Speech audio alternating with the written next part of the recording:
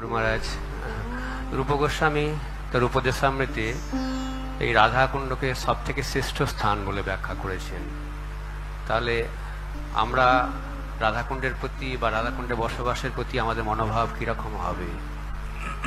Very good, very good. রাধাকুণ্ডে তাহলে আমরা কেন রাধাকুণ্ডে গিয়ে থাকছি না? হ্যাঁ, তার কারণটা হচ্ছে মহাপ্রভু আমাদের একটা কাজ দিয়ে গেছেন। সেটা কি?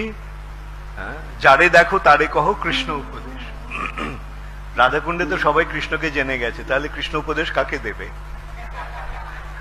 তাই জন্য মহাপ্রভুর এই নির্দেশটা পালন করার জন্য মহাপ্রভু যেহেতু বলছেন পৃথিবীতে আছে যত নগরাদি গ্রাম, হ্যাঁ, সেখানে গিয়ে প্রচার, এবং সেই প্রচারের ফলে মহাপ্রভু আমাদেরকে বৃন্দাবনের, গোলক বৃন্দাবনের রাধাকুণ্ডে পৌঁছে দেবেন।